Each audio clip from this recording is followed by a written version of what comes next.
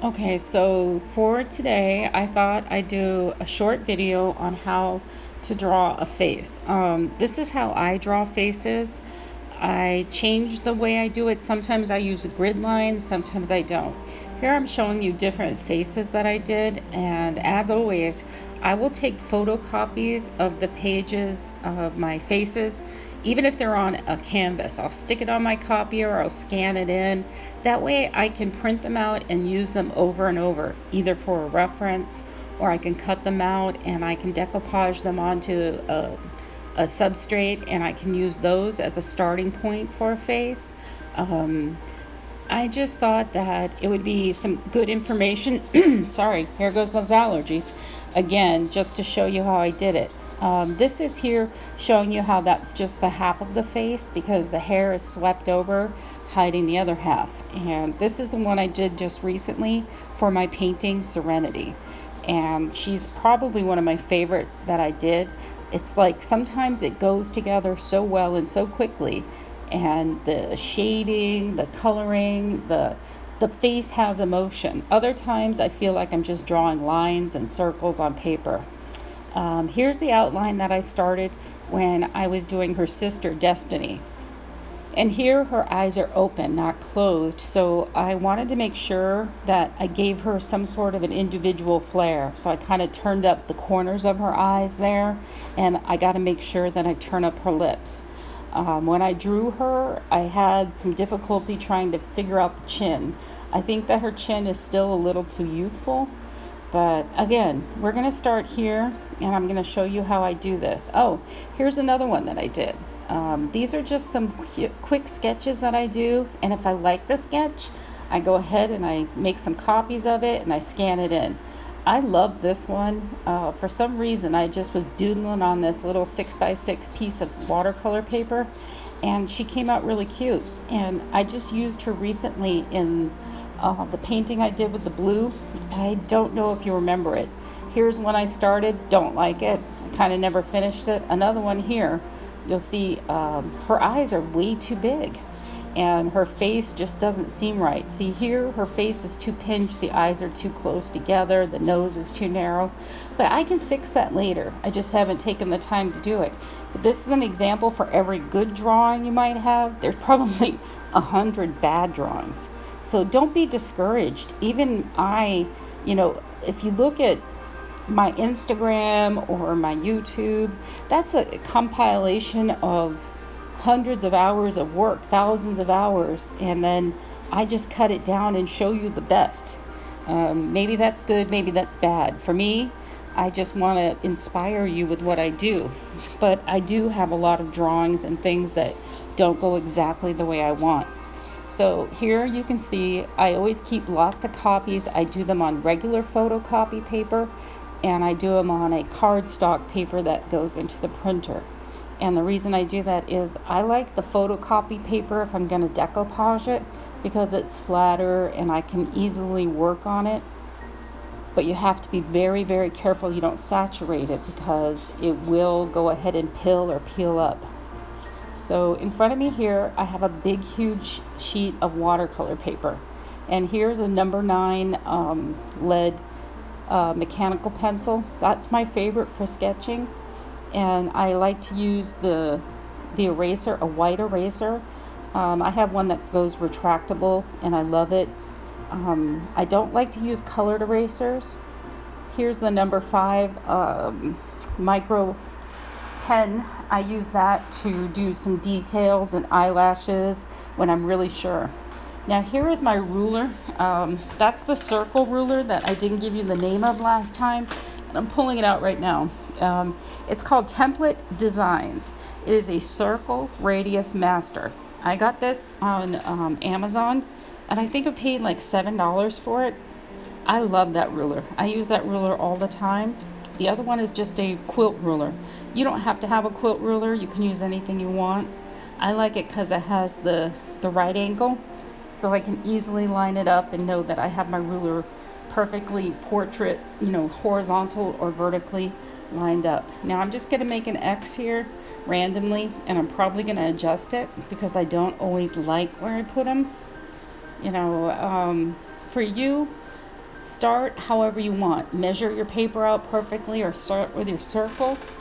There's so many ways to do this. So I'm going to go ahead and do a little bit and show you how I line up my grid and my circles and make a lot of erases and a lot of mistakes. And I hope this is helpful. And if you have questions, just put them down below and let me know.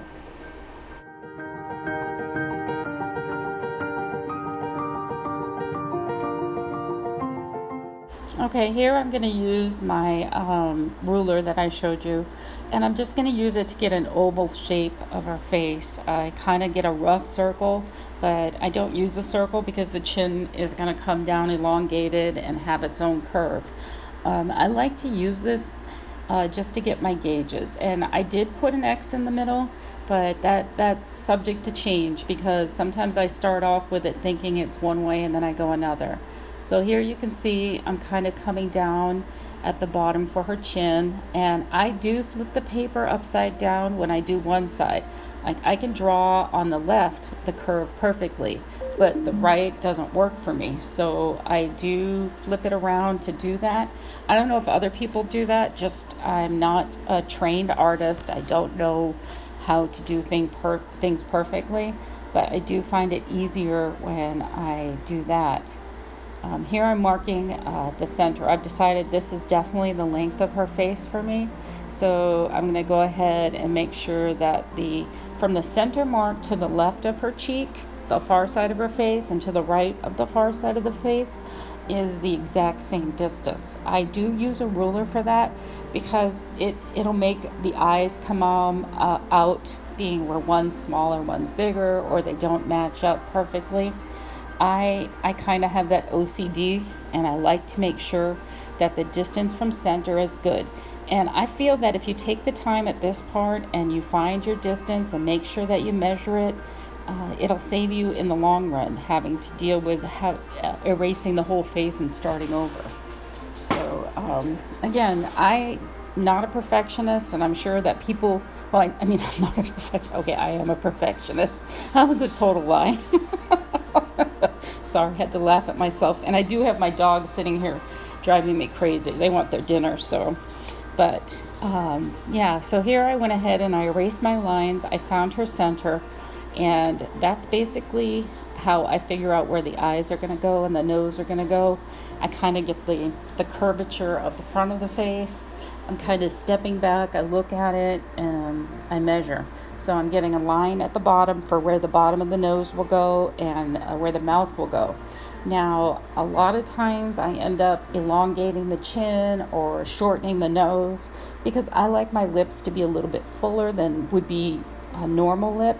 I like to see where I want the eyes to end and where I want them to be.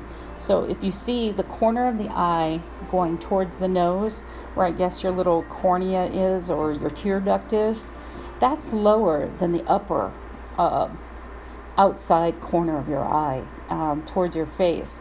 That's higher up there. The eyes aren't, I just like to accentuate that line so that the angle comes up and they give them a more ethereal or fake look.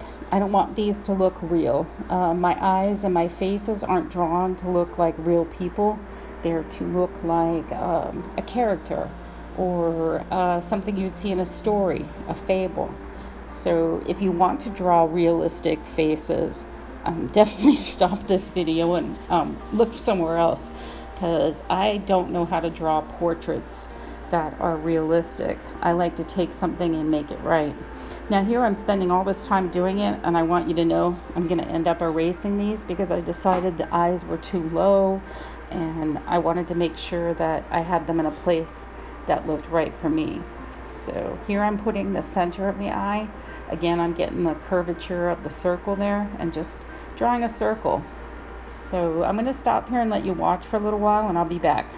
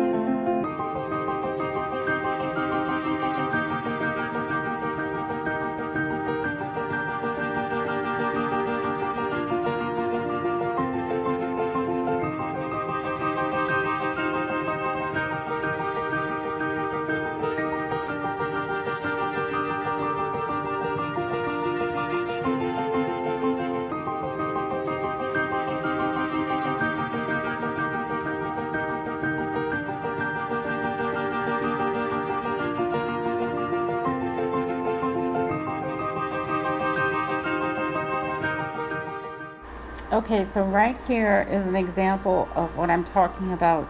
As you can see, I got too crowded at the bottom by the chin. So her lips are not far enough away from the bottom of the chin, so you won't have the curvature, the circle part, the hump of the chin. And I'm finding myself trying to crowd big lips into a little space. So I am going to end up erasing the nose here, and I'm probably going to redo it. And I will tell you that I love doing eyes and lips, but my actual favorite was my most unfavorite when I first started to sketch. When I was first learning how to draw faces, using Jane Davenport's book, that's how I learned. I definitely hated drawing noses. I thought, what the heck? How am I ever going to make it look like a nose? I didn't understand the circle and this and that, and they slowly became my most favorite thing to draw. I love drawing noses. I find them, now that I understand the nose and how to make the shapes and the shading, I find them probably one of my favorite features on the face to draw. Second to the eyes, and the lips are probably third. But here you'll see I do erase my lines as I get more detailed because I find it harder to erase them once I'm done. But as I erase the lines and I hold back and I look at the distance between everything, I'm definitely seeing already. Now I'm doing the sweep of the eye, so I want to make sure I get the sweep of the corner so that they'll feed into the lashes and give her that eyeliner look in the corners. And I don't go too crazy with the pencil because truthfully I'm gonna cover this up with marker or paint, or later on finish up the details. This is just to give me a rough idea of where the pupils will be and how the eyes will be and what it'll look like once I put the eyebrows and eyelashes on. But I always find it easier to do a sketch first before I even do it on a painting. Don't be afraid to do that because you should have a reference. I use my sketches as my reference, and a lot of times when I was learning how to draw faces, I would take a reference photo, and you can find tons of them on Pinterest or on Instagram or anywhere. Look on Google. Once you find an artist that you like the look of their work, it's actually okay to use it as a reference photo. Now, I'm not saying it's okay to take and copy somebody's work verbatim, but we learn by emulating other people, and I think that it's very important that you get a good stock of photos that you can use as a reference, and just give credit to the person who gave you the ideas or helped you figure out what you wanted to do. It's always good. I like it when I get a shout out and people say that I helped them or inspired them to create. So here I'm going to go ahead and continue. And as I continue on and I get to the bottom and I finally realize, you'll see what I'm saying. I do make a ton of adjustments. Then in your sketch and when you're with the pencil and eraser, this is the time you can do it. So I'm going to be quiet, let you watch, put some music on. And again, if you have questions, just let me know. Thanks for watching, though. I really appreciate it. I hope this is helpful.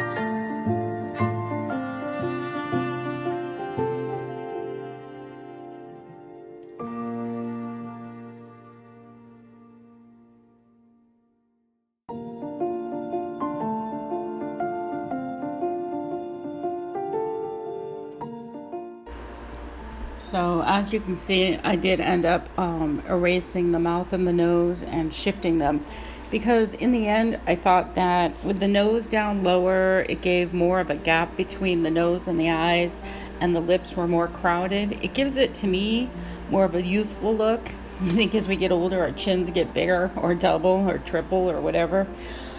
Also, I do my lips in my own way. You can do a simple lip. You don't have to try to do it as complicated as I do. But I hope you get out there and you experiment and you try doing something.